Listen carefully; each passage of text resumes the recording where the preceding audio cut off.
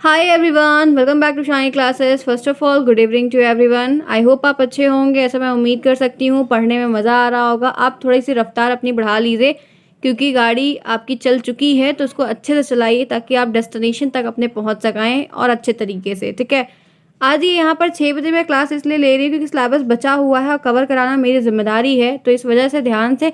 लेकिन आपको भी मेरे साथ पंक्चुअल होना पड़ेगा, तभी मज़ा आएगा। तो मैं ये क्लास आपको 6 बजे ले रही हूँ। 8 PM वाली क्लास हर हाल में हमेशा मिलेगी उस टाइम पर। ये 6 PM वाली क्लास मैं आपको टेलीग्राम पे अपडेट कर दूंगी जिस दिन होगी, ताकि जो चीज़ें बची हुई हैं वो कवर अप हो जाए, ताकि हम थोड़ा सा कवर में आ जाए और हर एक चीज़ हो जाए। और सबसे आगे सबसे बेस्ट मैं अपने तरीके से अब की प्रयास की हूँ कि सबसे आगे रहूँ और आपका हर एक चीज़ मैं और लोगों के कंपैरिजन में आपको अच्छे से दिला सकूँ, प्रोवाइड कर सकूँ, ताकि आप मल्टीपल टाइम रिवाइज कर सको। ठीक है, इसीलिए मैं अपनी रफ्तार को तेज़ कर रही हूँ, तो आप भी मेरे साथ साथ दीजिए और इसी रफ्तार में चलिए। आप सभी शालिनी क्लास साथ बने हुए, लाइक शेयर सब्सक्राइब बिल्कुल ना भूलें। जो भी लोग नए हैं उनका स्वागत है शालिनी क्लासेस में। चैनल को सब्सक्राइब कर लिए, नोटिफिकेशन को ऑन करिए, यूट्यूब पे ऑल कर लीजिए ताकि आपको सारी अपडेट मिलती रहे। चलिए इस साथ स्टार्ट करते हैं। आज क्या है? आज ट्यूसडे है। मंडे की क्लास हमने कल ली थी, पेपर 1 किया था। आज पेपर 2 का टर्न है, तो पेपर 2 करेंगे और काफ़ी इंटरेस्टिंग टॉपिक को देखने वाले हैं, तो वीडियो को एंड तक ज़रूर देखिएगा। कोई भी डाउट हो कमेंट के थ्रू आप मुझसे पूछ सकते हैं। आइए स्टार्ट करते हैं आज की क्लास। और टॉपिक है हमारा राष्ट्रीय पाठ्यक्रम संरचना शिक्षक शिक्षा 2009। हमने एनसीएफ के बारे में पढ़ा था। एनसीएफ 2005 के बारे में मैंने 2 क्लास ली थी और पूरा डिटेल बताया था क्या चीज़ें दी गई हैं। ये जो टॉपिक है ये 3-4 पन्नों में दिया गया है, लेकिन प्रश्न आपको 2 नंबर का आएगा, इसलिए मैंने वो बड़ी वाली थ्योरीज नहीं बताई, क्योंकि जो सार है वो ध्यान में रखना है। हर चीज़ का एक कंक्लूजन होता है और उस कंक्लूजन को ध्यान में रखते हुए टॉपिक को कवर अप करना, वरना इतने लॉट्स ऑफ टॉपिक हैं, काफ़ी ब्रॉड हो जाएगा। ठीक है, तो आइए इसी के साथ स्टार्ट करते हैं। ये टॉपिक हम देखने वाले हैं राष्ट्रीय पाठ्यक्रम संरचना शिक्षक शिक्षा 2009। प्रश्न आता है, ध्यान रखिएगा, काफ़ी इंपॉर्टेंट टॉपिक है और आज ही इसी टॉपिक के साथ हमारा ये जो चैप्टर है वो भी खत्म हो जाएगा। ठीक है, चलिए देखिए क्या चीज़ें हैं। वर्तमान समय में, प्रेजेंट टाइम में, शिक्षा का अधिकार 2009 अनिवार्य एवं निःशुल्क शिक्षा तथा शिक्षा के सार्वभौमिकरण ने शिक्षक के उत्तरदायित्वों के अभूतपूर्व वृद्धि कर दी है। ठीक है, एक सेकेंड में कलर चेंज कर दूं ताकि आपको दिक्कत ना हो। क्या कहा जा रहा है यहाँ पर? कहा जा रहा है कि आज के प्रेजेंट टाइम में जो शिक्षा का अधिकार अधिनियम 2009 अनिवार्य और कंपलसरी, जो है कंपलसरी और एजुकेशन के बारे में बात की जाती है हमेशा से, शिक्षा के सार्वभौमिकरण के लिए शिक्षक की जो रिस्पॉन्सिबिलिटी है उसमें वृद्धि कर दी गई है, जिससे संपूर्ण उत्तरदायित्व शिक्षक पर आ गया है, जिसकी वजह से जो रिस्पॉन्सिबिलिटी है इस कार्यक्रम को सही तरीके से सुनिश्चित तरीके से करवाने की, उसकी रिस्पॉन्सिबिलिटी टीचर के कंधों पर आ गई है। एक अभिभावक यह जानने का प्रयास नहीं करता कि शिक्षा व्यवस्था में त्रुटि के लिए कौन उत्तरदायी। जो अभिभावक हैं, जो पेरेंट्स होते हैं, वो ये नहीं जानने का प्रयास करते हैं कि एजुकेशन सिस्टम में जो गलतियां हैं या जो त्रुटियां हैं वो किस वजह से हैं, क्यों हो रही हैं, कौन इसके लिए रिस्पॉन्सिबल है। वरन वह शिक्षा व्यवस्था की संपूर्ण कर्ता धर्ता शिक्षक को ही मानते हैं और उनके दिमाग में क्या रहता है कि अगर कोई गलती हो रही है या उनके बच्चे में कोई कमी दिख रही है या कुछ वैसा है, तो उसके लिए शिक्षक को, स्कूल को जिम्मेदार ठहरा देते हैं। इसी स्थिति में शिक्षा का दायित्व बालक का शिक्षण कराना ही नहीं, वरन अभिभावक और समाज को संतुष्ट करना भी है। यही मद्देनजर रखते हुए टीचर को सिर्फ यही रिस्पॉन्सिबिलिटी नहीं दी गई है कि आप सिर्फ बच्चे को पढ़ाओ या बच्चे का ही विकास करो। आपको समझाना, आपको जो अभिभावक हैं और जो समाज है उनकी भी रिस्पॉन्सिबिलिटी को साथ में लेकर चलना होगा कि आपको क्या क्या वहाँ से कह सकते हैं कि टिप्पणियाँ मिलेंगी या क्या कुछ आपको सुनना पड़ेगा। तो ये जिम्मेदारी का जो एक कह सकते हैं बोझ है वो टीचर के कंधों पर लाया गया, क्योंकि 2009 की ये संरचना के हिसाब से बहुत सारे काम को नए तरीके से इनमें जोड़ा गया, जो सुचारू रूप से चलवाना एक शिक्षक की जिम्मेदारी थी, जिसमें थोड़ा सा ढिलाई बरती गई और शिक्षक व्यवस्था को ध्यान में रखते बच्चों का जो विकास था उसमें बाधा भी क्रिएट हुई थी। तो बहुत सारी चीज़ों को मद्देनज़र रखते हुए इन सारी चीज़ों को बनाया जाता है। हर एक चीज़ मैं हमेशा कहती हूँ कि जब कोई चीज़ बनती है तो उसके लिए दिमाग में हमेशा एक क्वेश्चन लाया करो आप सभी कि ये क्यों बना, ये क्यों बना, इसकी ज़रूरत क्या थी, इसको लाया क्यों गया, वाई करा करिए। हर एक क्वेश्चन से, हर एक पैराग्राफ से वाई का क्वेश्चन किया करिए, वाई, तो वो चीज़ आपको ज़्यादा अच्छी होगी और आप बढ़िया समझ पाएंगे। ठीक है, इसी तरीके से इस प्रकार की स्थिति में ऐसी पोजीशन जब सामने निकल कर आई, ठीक है, टीचर्स को ऐसे परिस्थितियों का जब सामना करना पड़ा, तो शिक्षक शिक्षा के लिए एक ऐसे पाठ्यक्रम की आवश्यकता का अनुभव हुआ जो कि बदले हुए परिवेश में शिक्षा के उद्देश्य को प्राप्त करने में सहायक हो। इन्होंने इस चीज़ को मद्देनज़र रखते हुए, सारी चीज़ को देखते हुए, स्थिति को भांपते हुए पाठ्यक्रम की जो ज़रूरत थी, पाठ्यक्रम की जो आवश्यकताएं थी, जो अनुभव था, उसमें फेरबदल करते हुए परिवेश के साथ शिक्षा के उद्देश्य तक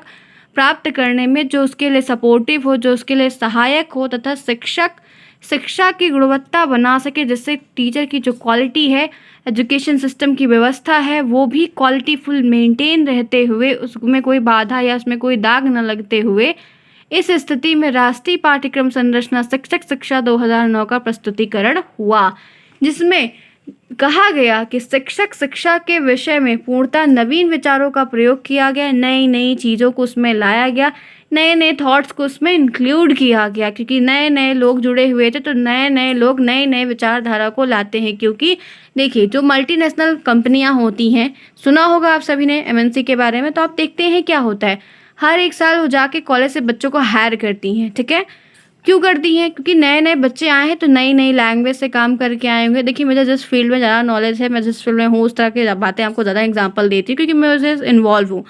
तो हर साल वो कॉलेज से नए बंदों को उठाती है। वो उठाती है क्यों? क्योंकि नया दिमाग आएगा, तो नई टेक्नोलॉजी के साथ आएगा, ज़्यादा काम भी करेगा, नई चीज़ें मिलेंगी, तो उससे क्या होगा कि उनकी कंपनी का फ़ायदा होगा, ज़्यादा प्रॉफिट कमाएंगे वो लोग, ज़्यादा काम करेंगे, बहुत कुछ होता है, नया दिमाग नया कुछ ले। वो इसी तरीके से जब नए नई चीज़ें आती हैं, ये सिस्टम आया, बनाया गया, व्यवस्था की गई, नए लोगों को इसमें इंक्लूड किया गया, कई लोग समूह में थे, अलग अलग विचार को रखे, अलग अलग चीज़ें गई और एक अच्छा सा रिजल्ट निकल के आया। ठीक है, तो यही बात यहाँ पर है कि राष्ट्रीय पाठ्यक्रम संरचना शिक्षक शिक्षा का जो शिक्षक शिक्षा का एक स्वरूप है, जो फ्रेमवर्क है, वो वर्तमान समय की आवश्यकताओं को ध्यान में रखकर किया गया था, कि जो आवश्यकताएं सामने निकल कर आ रही हैं, एक टीचर के सामने और एक अभिभावक के सामने और एक शिक्षार्थी के सामने, उन सब चीज़ों को ध्यान में रखते हुए और अपने उत्तरदायित्व को बहुत अच्छे से निभाते हुए इन सारे कार्यक्रम को प्रस्तुतिकरण के रूप में सामने लाया गया, कि हमको इसको ध्यान में रखते हुए अब कार्य को सुचालन या कह सकते हैं कि ढंग तरीके से करना भी है और करवाना भी है। ठीक है,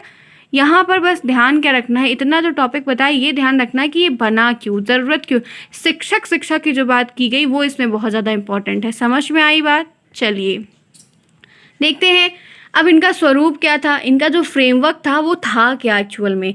इन्होंने जो ये आप तो सामने आ गए हैं, तो सामने आए हैं तो क्या क्या सोच कर आए हैं, क्या काम करेंगे, कैसे मदद करेंगे। तो शिक्षक शिक्षा 2009 की बात क्या है, इस प्रश्न आएगा, इंपॉर्टेंट टॉपिक है, ध्यान रखिएगा। बालकों का अध्ययन, इन्होंने कहा कि बालकों का अध्ययन आप समझ रहे हैं।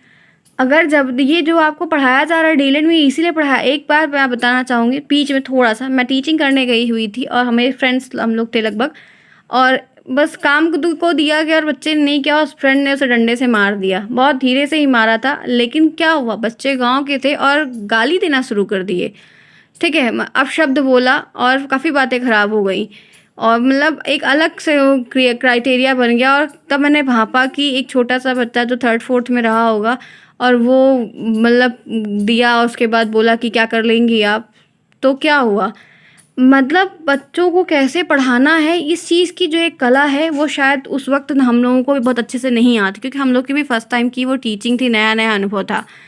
तो वही चीज़ यहाँ पर मैंने आपको बताई, क्योंकि अगर बालकों का अध्ययन आप नहीं करेंगे, बच्चों को क्या पढ़ाना है, कैसे सिखाना है, कैसे बताना है, कैसे डांटना है, कैसे समझाएं, ये आपको कला नहीं आएगी ना, तो आप उनको मार के कभी समझा नहीं सकते हो। या तो आप स्कूल छोड़ दोगे या तो वो स्कूल छोड़ देंगे। ठीक है, तो पहली बात यही स्वरूप को लेकर वो काम करने की नींव के साथ आगे बढ़े। दूसरा, समकालीन समाज का अध्ययन, इन्होंने समाज को भी देखा, समाज के पहलुओं को भी ध्यान दिया, क्योंकि इनको जवाब समाज में देना पड़ता था, क्योंकि समाज अगर कोई चीज़ होती तो समाज भी खड़ा हो जाता है, पेरेंट्स के साथ सबको जवाब देना पड़ता है। तो इन्होंने समाज में जो चीज़ें चल रही थी उनको भी ध्यान में रखते हुए देखा कि समाज में कैसे कैसे इस व्यवस्था के साथ काम करना चाहिए, क्यों ज़रूरी है, क्या ज़रूरी है, क्या क्या होना चाहिए, सब चीज़ों को ध्यान में रखते हुए हर एक पहलू पे अपने दृष्टिकोण को अपनाया, जिस पे अच्छे से अच्छा ये काम कर सकें। फिर शिक्षा संबंधी अध्ययन भी किया इन्होंने। जो शिक्षा एजुकेशन सिस्टम है, शिक्षा में क्या क्या चीज़ें होनी चाहिए या क्या कमियां हैं या किस कारण से हैं, क्यों ऐसा हो रहा है,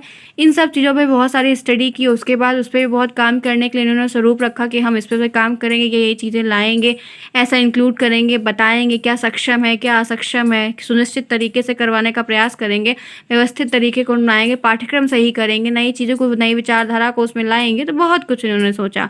फिर है पाठ्यक्रम संबंधी विचार। ये देखिए पाठ्यक्रम की बात आ गई, नए पाठ्यक्रम को लाएंगे, नए जो औद्योगिकरण चल रहा है या जो नई वर्तमान चीज़ें चल रही हैं उसके हिसाब से उसमें नई चीज़ों को इंक्लूड करेंगे ताकि वो पढ़ने में सक्षम हो सके और उनको समझ में अच्छे तरीके से आए। ठीक है।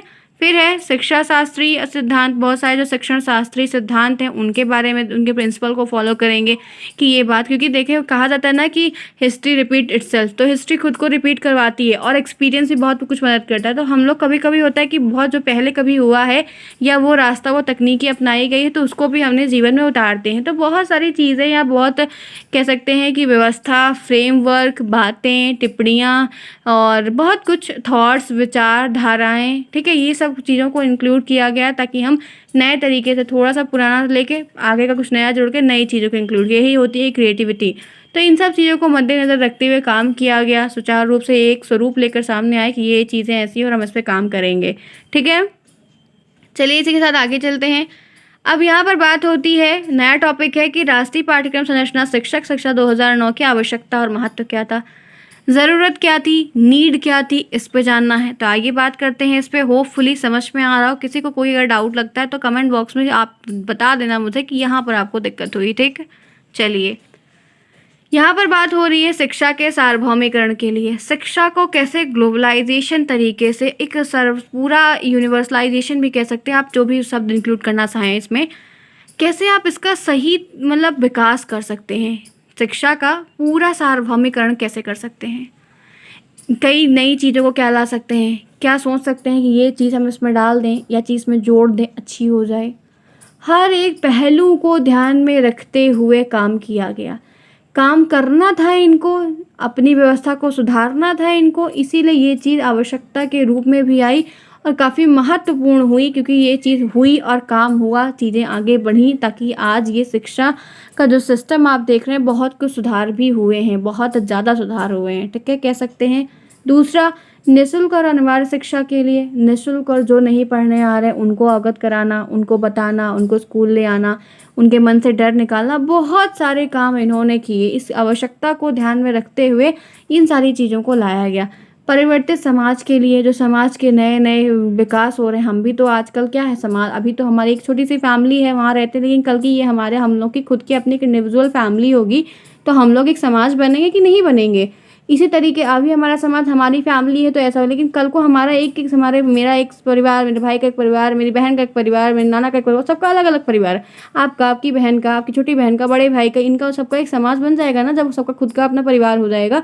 तो वही चीज़ है कि जो परिवार बदल रहा है, जो परिवर्तित हो रही हैं चीज़ें, उसमें कैसे फेरबदल करते हुए काम को आगे निकाल ले जाना है सही तरीके से, वही चीज़ को यहाँ पर आवश्यकता के रूप में निखरी और ये चीज़ बन गई। ठीक है, शैक्षिक असमानता को कम करने के लिए, जो इस शिक्षा की असमानता देखने को मिल रही है कि हर जगह बराबर की शिक्षा नहीं है, हर जगह लोग जो है पढ़े लिखे नहीं हैं, सही तरीके से काम नहीं करते हैं, शिक्षित नहीं हैं, तो इसकी असमानता जो है उसको भी दूर करने के लिए, उसको ख़त्म करने के लिए बहुत सारे तरीके से काम किया गया, या काम करने के लिए आवश्यकता लाई गई कि हमें ये चीज़ लानी है क्योंकि इसकी ज़रूरत इस पहलू से है। ठीक है, फिर है नई चुनौतियों का समाधान करने के लिए। बहुत सारी चुनौतियां देखने को मिल रही, उनके सोल्यूशन के लिए उनका सोल्यूशन क्या निकालेंगे। अच्छा, ये दिक्कत आएगी तो क्या फ्रेमवर्क ले आएंगे, कैसे हम इसको काम करेंगे, कैसे इस बाधा को दूर करेंगे, या लोगों को कैसे समझा पाएंगे, ये सारी चीज़ें। ठीक है, 5 पॉइंट बताया है। उद्देश्य आएगा तो 2 लिख देना, अगर कहेगा पंक्चुअल कि 5 लिखो 6 लिखो तब आप लिखना, अदरवाइज 3 लिखना। 2 नंबर में पूछे तो 5 लिखना है और 1 नंबर में पूछे तो 3 मैक्सिमम। काम डन, नंबर लीजिए, आगे बढ़िए। यही होता है तरीका कॉपी लिखने का।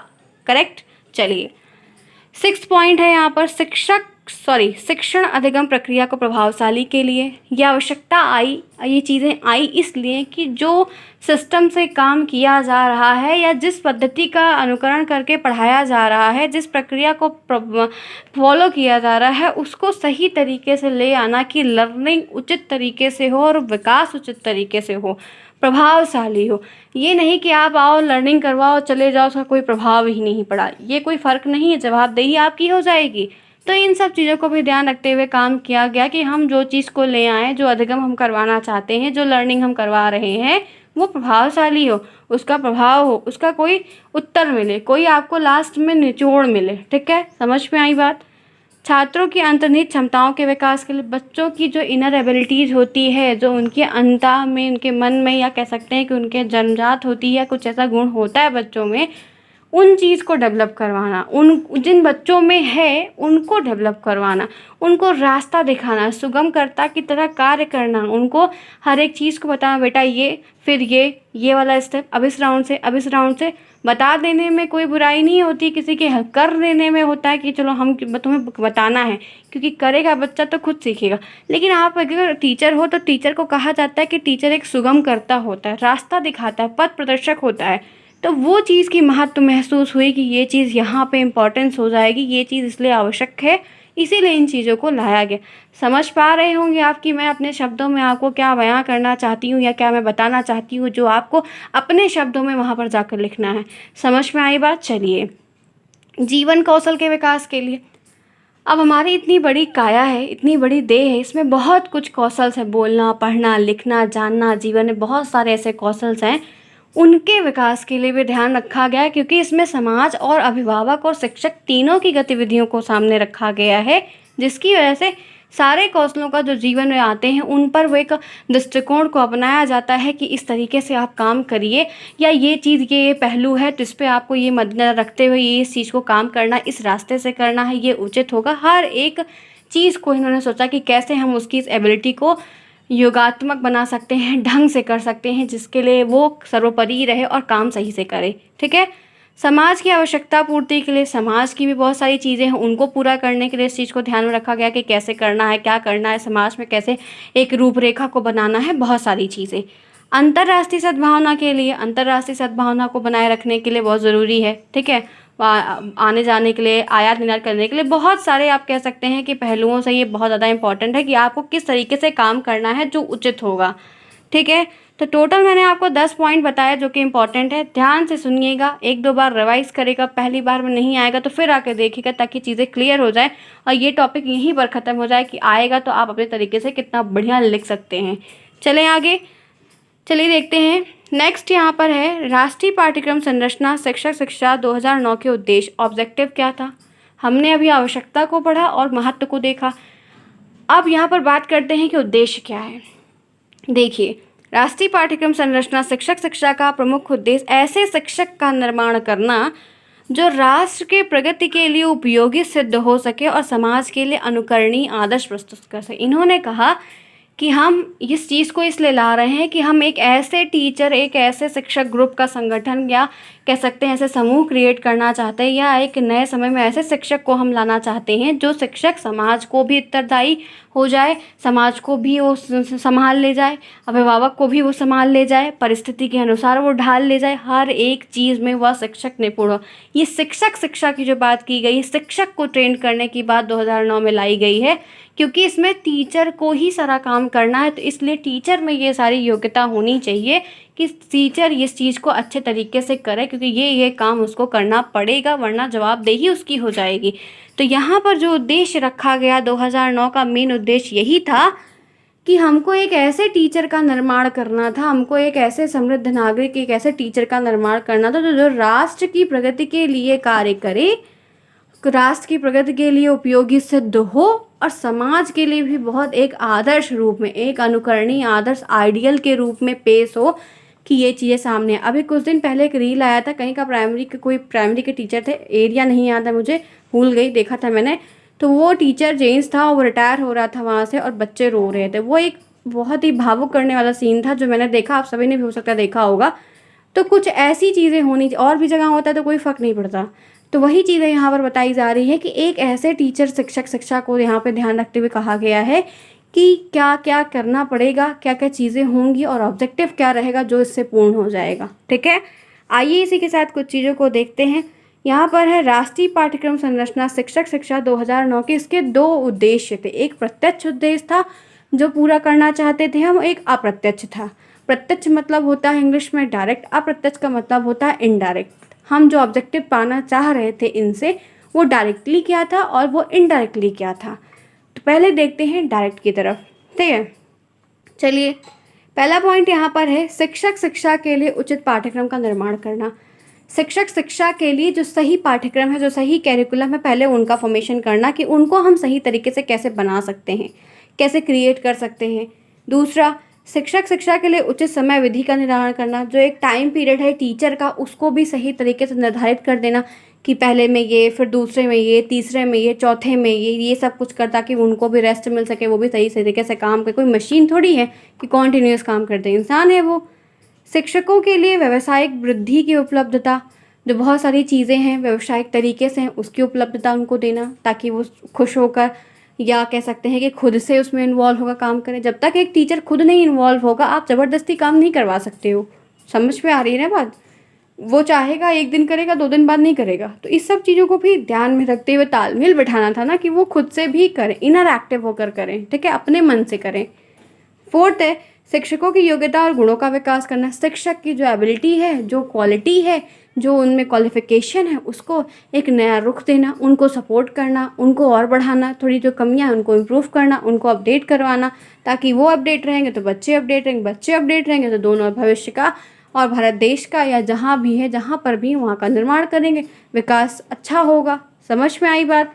फिर है शिक्षक शिक्षा का क्रमबद्ध प्रस्तुतिकरण करना। ठीक है, अच्छे तरीके से एक प्रेजेंटेशन देना कि क्या है, कैसे काम करना है, क्यों इम्पोर्टेंट है, क्या क्या हम करेंगे। आइए इस पे बात करते हैं।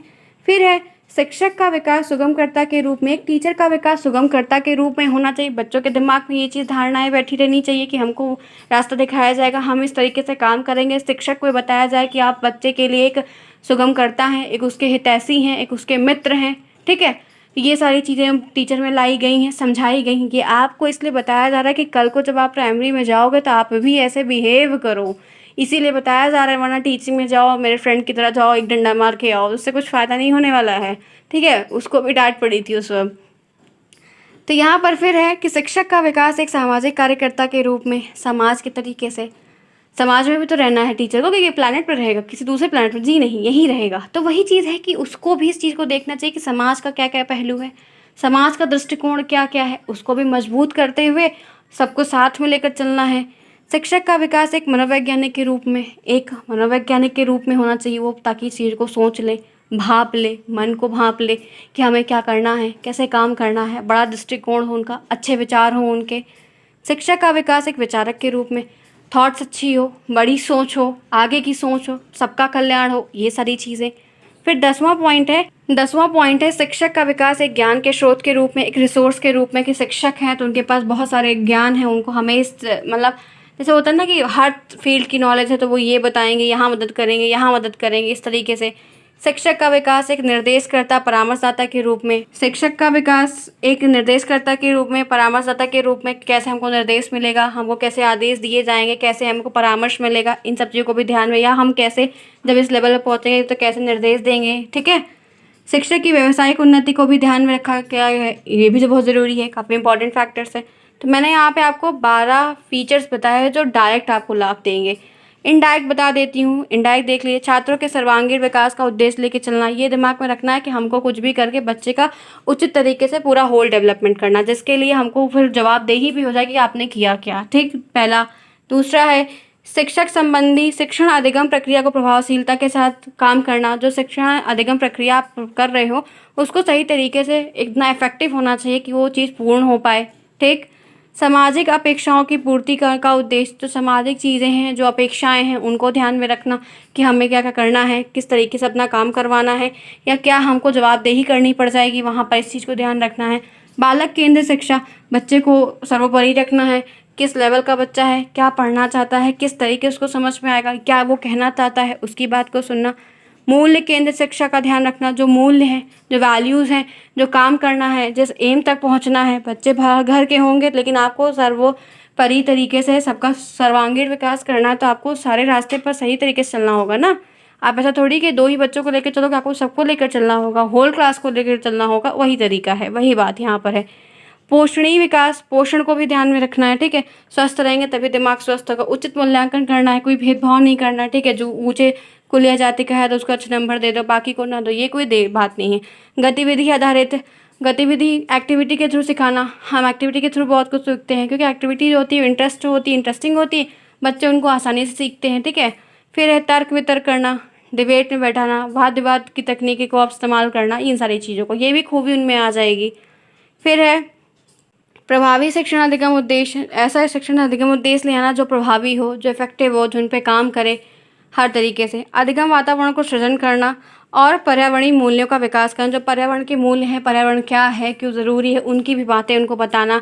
वातावरण क्या है, वातावरण के साथ कैसे मिलकर रहना चाहिए, पशु पक्षी जानवर सब कुछ है, उनका क्या महत्व है, इन सारी चीज़ों को भी बताना। तो मैंने टोटल आपको यहाँ तक 12 फैक्टर्स बताए इनडायरेक्ट के। तो आज की ये क्लास यहीं तक, मुझे उम्मीद है कि समझ में आएगा, कोई दिक्कत किसी को नहीं होगी। अगर होती है तो कमेंट बॉक्स में पूछ लीजिएगा, और कोशिश क्या करिएगा कि दोबारा आके 1 2 बार 3 बार देख लीजिएगा फास्ट करके स्पीड को, तो चीज़ें समझ में आ जाएगी। 3 4 क्वेश्चन बन जाएगा, हो सकता है कि 2 ही बने, हो सकता है ना भी बने, ठीक है। कैसा PNP पेपर डायरेक्ट करेगी बनाएगी वो उसके ऊपर डिपेंड है, लेकिन ध्यान में रखना टॉपिक है और हमें पढ़ना है। होपफुली क्लास इंटरेस्टिंग होगी, समझ में आया होगा, काफ़ी अच्छे से मैंने बताया, समझाया, बताया। अगर अच्छा लगा तो प्लीज़ एक लाइक, एक शेयर, एक कमेंट करते हुए सभी लोग जाइएगा। और जिन भी लोगों को नोट्स चाहिए किसी भी सब्जेक्ट की, मैथ की छोड़कर, वो टेलीग्राम पर लिंक दिया गया, वहाँ से कांटेक्ट करके मेरे टीम मेंबर से आप आसानी से नोट को एक्सेस कर सकते हैं। जिन्होंने नहीं बनाया, जिनके पास है या नहीं मन है, इट्स ओके, नो कोई दिक्कत नहीं है, ठीक है। नेक्स्ट क्लास में मिलते हैं, तब तक लेते